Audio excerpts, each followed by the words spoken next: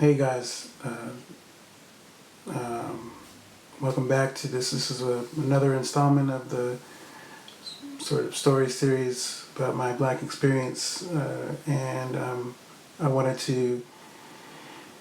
I wanted to just say a few more things and get into another story, share another story of my experience, and we're now. It looks like I want to say 7 or 8 days into protests and things and demonstrations, and it's overwhelming, to say the least. And I mentioned in my previous video different responses and things I've gotten to my own sharing of my story on social media, and it continues. I just continue to get comments and things from people, a couple of friends and people who haven't known anything about my experience, have come out in support and to help share my story, and that's been another piece of it. It's been overwhelming on the positive side that people are aware of. I'm one person. I'm one Black person among millions in this country who have only shared my story, but to know that others are finding some gift or something from that it means something, and that gives me helps give me the support to continue to do that. Although I'm nearing the end of this little mini-series here, this will be the last main video, I think, for the time being. I think I'll probably do one sort of follow-up piece, but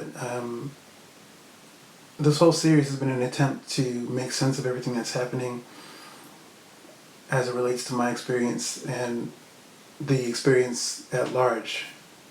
Not just other Black people's experiences, but people who are making the attempt to be allies and people who are on the fence in terms of what to do, what to say. I completely understand how hard it is in that way, how hard it might be for someone who doesn't really have the space or knowledge or education or whatever you want to call it to support the Black people that they know, or Black people in general, as equal members of this human race that we're a part of. And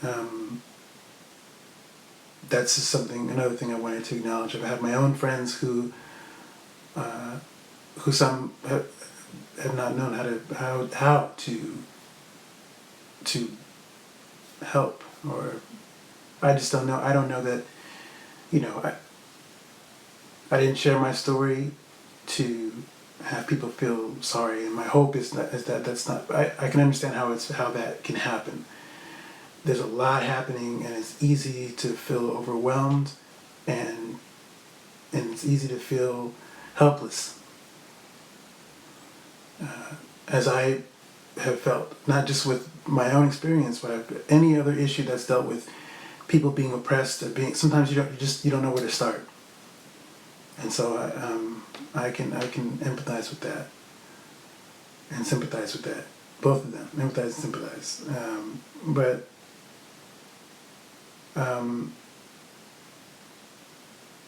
yeah, it's just we're off to continuously. Rough start of this week. It's middle of the week now. It's Wednesday, and there's still so much happening. So much news is coming out, and at some point you do have to you're gonna have to take a break soon. So I think as I near the end of this series, I think I will take a break from this conversation, at least for the time being. And when I feel necessary to come back and say some more stuff, maybe I'll do that. But this is going to be it for now. And on that note, I think I'll segue into the story I want to tell for this particular video. So if you've seen my post on Instagram, You likely know this story. I've referenced it, or I've told it in short bursts in my post.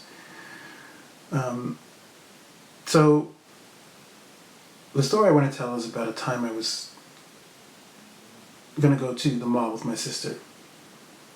I think we were celebrating her birthday. And we wanted to, she wanted to see a movie, and we're going to go eat, play some games. So, went to the mall, had a good time, played some video games at the arcade. Before we left, though, my mom had asked to grab some In-N-Out. In-N-Out Burger is located not far from the mall. So before we went home, we stopped at In-N-Out Burger. We ate, and then we had some extra stuff that we picked up from Mom on the way back. And we ended up walking back. It's a good walk. At the time, I lived in the apartment complex there in East San Jose. And it's probably a 40-minute walk from the complex, 45-minute walk from the complex to the mall. It's a good walk. And we walked all the way back. It wasn't quite dark yet on the way back, but by the time we reached the area where we lived, it was nighttime. So we reached this stretch of street. It's a long street, and we were walking up the street, talking and laughing and stuff, and we reached a dark patch. There had areas that had street lamps, and one of the areas that we were crossing didn't have. It was like a stretch, maybe 30, 40 feet. It was sort of dark, and we walked on the sidewalk, and as we walked, I had seen in the distance a police car driving up. They flashed the floodlight they have on the side of the driver's side of the car, signaled for us to stop. We stopped walking. The car did a U-turn and turned right to where we were on the sidewalk. Across the double lines to where we were. Sound familiar? It's similar to what happened in the first story I told you about, or the second story I told you about in the previous video. So this is again, and this is about, I want to say, a few years after that previous encounter with the other officer when I was on the way to the store. It's about, I want to say, 4 years later. And my sister, she was a kid at the time, maybe 8 or 10 years old, 11 maybe. And they stopped us, and the officer got out of the car. Another car came, pulled up behind him. Another car came, pulled up behind that person. So, and then, before long, there were several cars. There were about maybe 5 or 6 cars being totaled before all was said and done. And we were stopped. The one officer came out, "Hey, how you doing tonight? You doing okay? Where you headed?" "On the way home." "We're home now."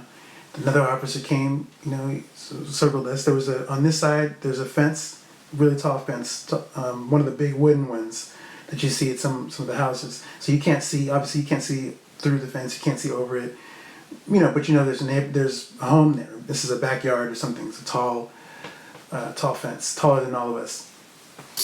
And there was a dog there every time, we knew this area because whenever we walked there, day or night, without fail, there was a big dog. You just knew that you got the sense that there was a big dog behind the fence.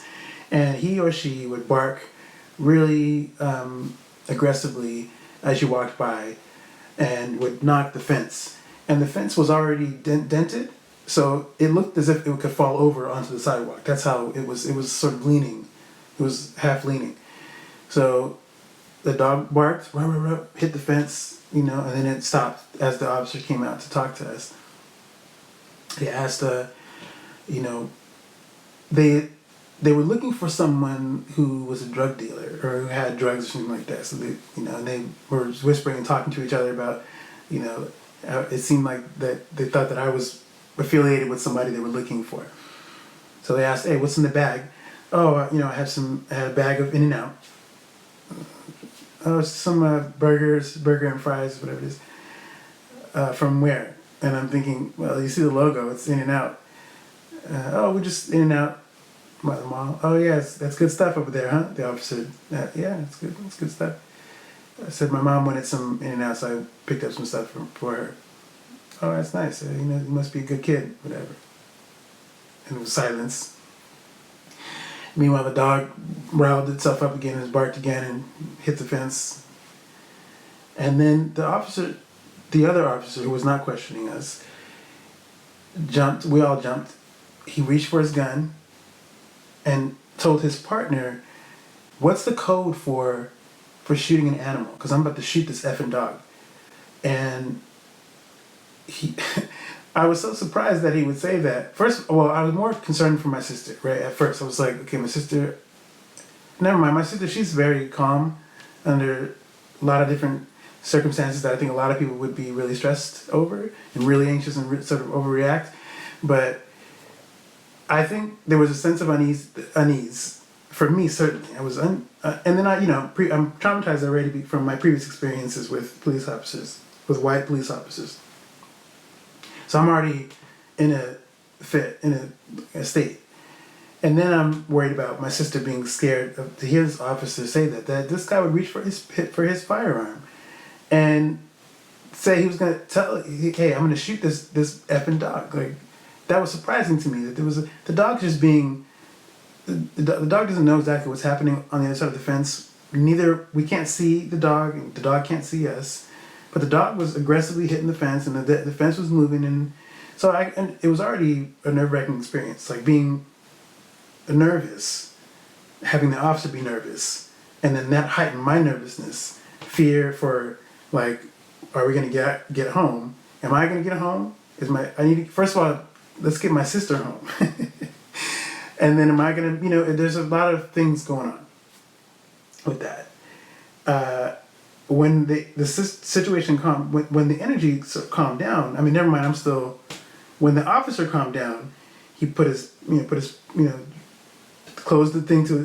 button thing to his pistol, where his gun was, and he held it there. He was ready. I mean, I'm looking at that the whole time. I'm just like, I have my own feelings around dealing with officers and guns and their guns. And the first officer who was questioning me, I asked if I knew somebody named Daniel. The last name was Gilmore. I remember that because that's my mom's maiden name. And I said, no, I don't know anyone by that name. Asked if I had ID, and I did have my ID. And I'm going to pause there and say, thank goodness I brought it, because before we left for the mall, I had a thought. I said, well, I'm not going to need, for some reason, I usually keep all my cards and everything in my wallet. For some reason that day,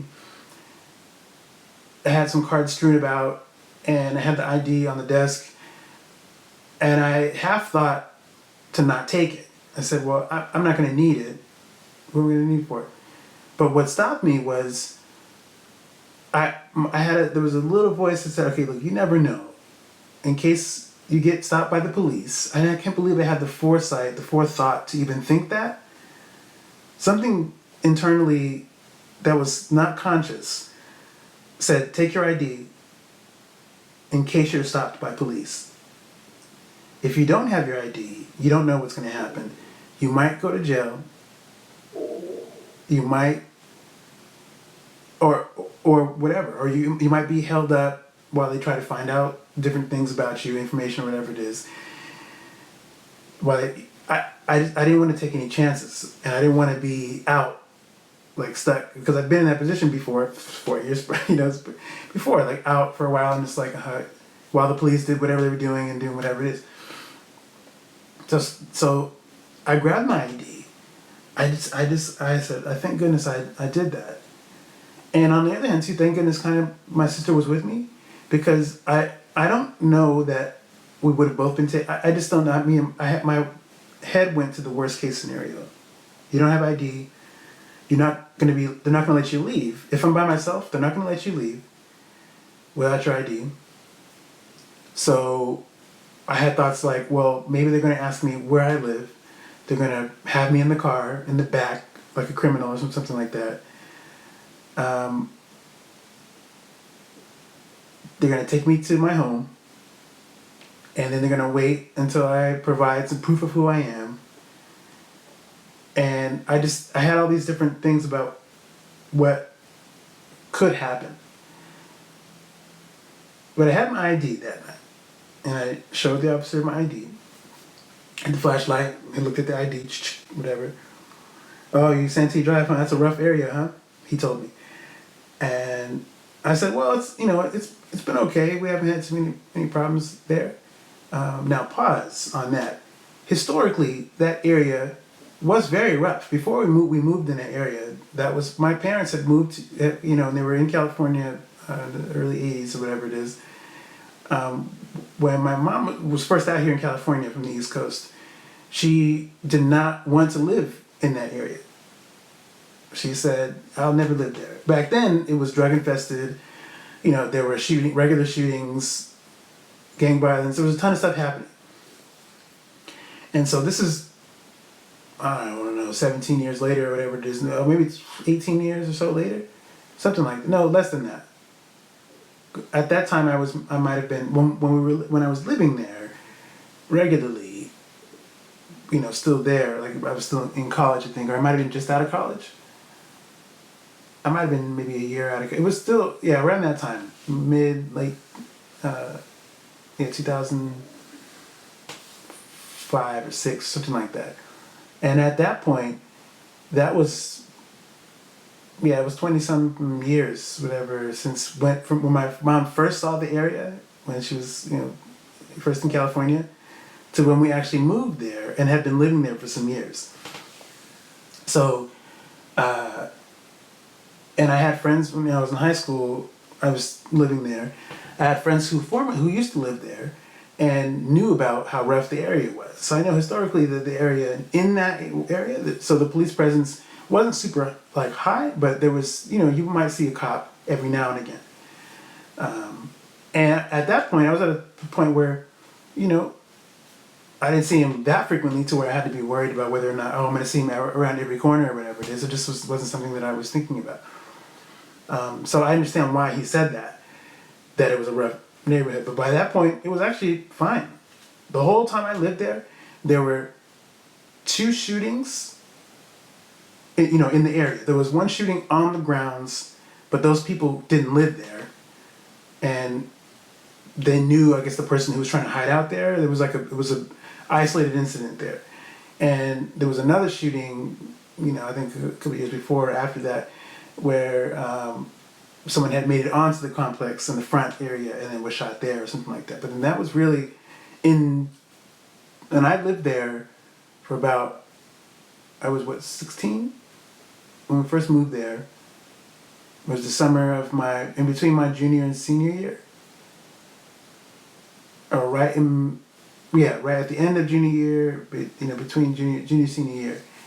And I lived there until, if I'm being honest, 3 years ago. So I lived there for a minute. It was almost like I lived there for 17 years or something like that, almost 20. I lived there for a while, and in that time, there had only been a couple of shootings in the area, and not organic to the complex. They were outside of the mix. So to me, the area, it was fine, and it was It's a family area. The complex is family situated. There's like a park setting things, a couple parks setting things on the grounds. So there's a lot of families there, little kids and stuff running around, whatever it is. So it was actually, by the time we moved there, it was a much safer, much better setup for families. Eventually they let us go. Told us, be careful on the way home or whatever. It's cool. Walked home. And so my sister, I didn't, to my knowledge, that might have been her first encounter like that with police or whatever it is. To me, obviously that was re-traumatizing. I did my best to be cool about it, like whatever, but I'm having to sort of wrestle with my feelings around it, and again, I told my mom, said, "Hey, mom, something." I said, "Oh, here's the, oh, but at that point, the food was cold, right? The stuff was cold. It was gonna be cold anyway, but I think it was cold. And we were closer to home. I thought, okay, hopefully it won't be that cold. We'll microwave it or whatever, and it'd be cool." So anyway, I bring the food to mom. She's like, "Oh, it's cold stuff. How was it? Oh, it's fine, whatever it is." And again, against my better judgment, I was like, "Yeah, man, we just got stopped by the police." You try to be nonchalant about it because, again, you don't want your parents to worry. And I think what helped her, she wasn't like, "Oh, what are you doing running?" Because, whatever. There wasn't, that time, there wasn't any blame on me. And I think what helped that was to mention, they asked me about a guy named Gilmore, whatever it is. And so, because I knew that would sort of soften the news about having us be stopped by police. Because initially, for a black parent, that's frustrating to tell you, and I think for my mom particularly, that might have been, it would have brought up some feelings for her, knowing the history with, my own personal history with police, and having been traumatized by police, or whatever, that's what you want to call it. But mentioning the Gilmore name was like, "Oh, that's all Gilmore, whatever." So she sort of lit up and warmed up by mentioning that name coming in. But then eventually she was like, "Man, all right, just be careful when you're out at night." Cool.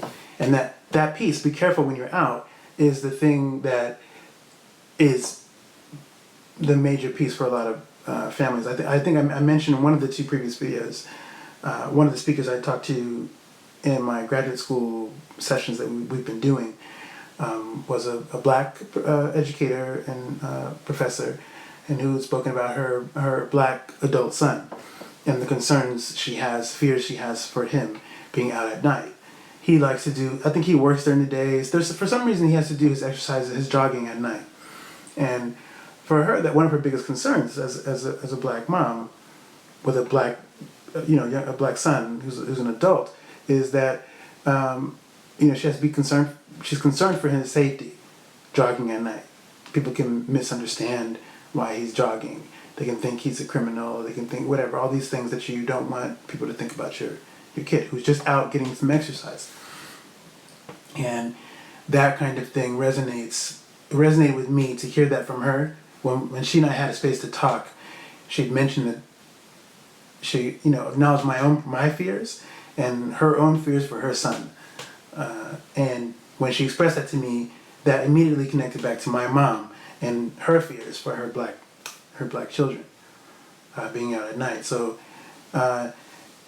it was still scary. Like what may not have been as scary as the previous situation, but anytime I can, from myself, from my part, anytime an officer reaches for their firearm, that's a scary thing.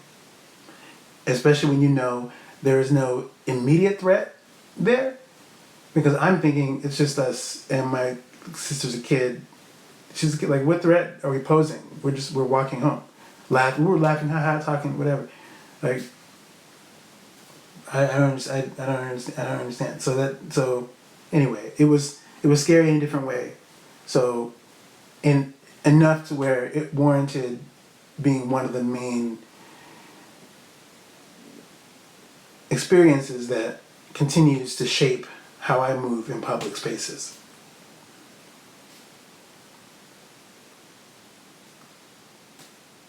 So that's where it is for me. So that's the story. And again, I was glad I brought my ID. I was just, that's where I was like, oh gosh, I was lucky lucky I did that, and lucky I had that thought. I just thought, for some reason, the fates, the universe, God, whatever you want to call it, said, get your ID. And it was for that reason, like, you might get stopped, just in case you get stopped. And I hadn't even had any experience like that in the recent time before that night we went out to the mall, or whatever, before that day. Something just said, just bring it. And that speaks to another bigger piece, that you have to think about doing things to make sure you are under the radar, or borderline invisible, so that you don't be noticed. And I think that's a lot of how I operate. I mean, I don't know how obvious it is to people who may know me, but I generally move in spaces like that anywhere, because I know I've been seen as a threat. People move away from me, or like they're afraid of me or something. So I do things to where I try my best to not be noticed. If I'm at work, if I'm working somewhere, whatever it is, I'm on a group, whatever it is, if I'm under the radar, that feels most comfortable. That's a personality thing too, but a lot of that, some of that is informed by my experiences being black and sometimes being the only black person in space. A lot of times actually being the only black person in a lot of spaces. So in one sense, the eye is already on you because you stand out. So the more you do things to not stand out, feels the safest way to do stuff.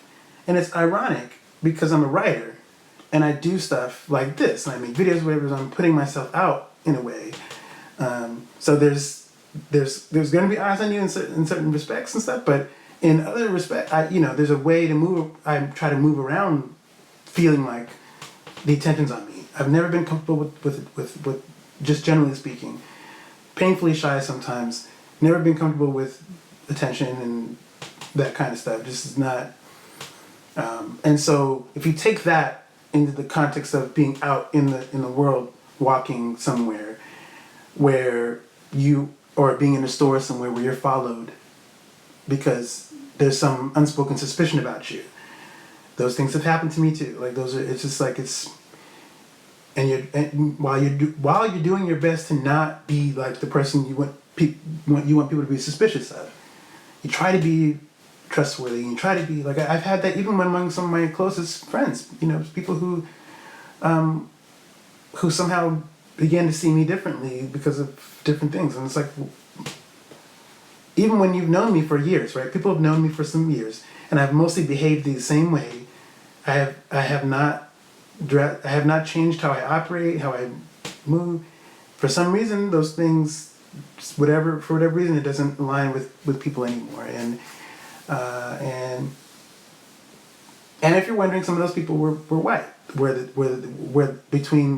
shift happened, where maybe 10, 15 years you've known me as this person, and then all of a sudden, me moving as the same person you've known can shift, and some of that whiteness, white privilege, and things feature into that. And sometimes there's other things that may not be even like you'll know about.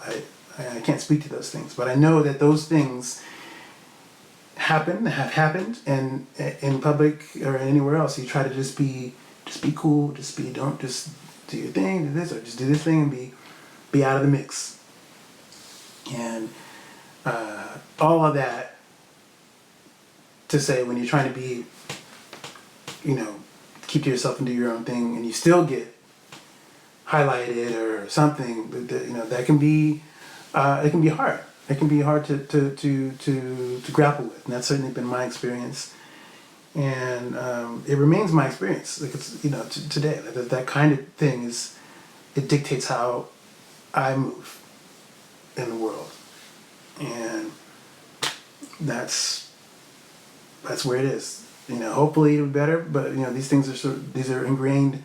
Some of these things, it comes from deeper scars that are still healing, and then of course with everything going on now, those things have been revisited and not reopened, but it's always there. I live with it. I feel it when I'm in other spaces around mostly white people or whatever it is. Sometimes it's not always conscious like that. It's not always like, oh, I'm the only black person and I gotta be. It's not. But sometimes things happen that remind me of that. Oh, I am the only black person in the space, and I have to just be cool, and that's what it is. That's my experience. But anyway, I've come to the end of this particular story, this video. Thank you for your time. If you've made it through the end here, thank you for listening and holding space for me to share my story.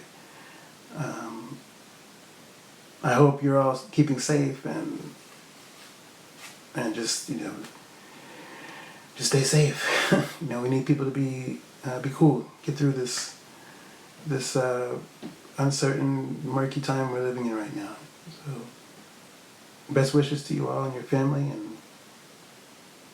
and take care and just be safe. Thank you.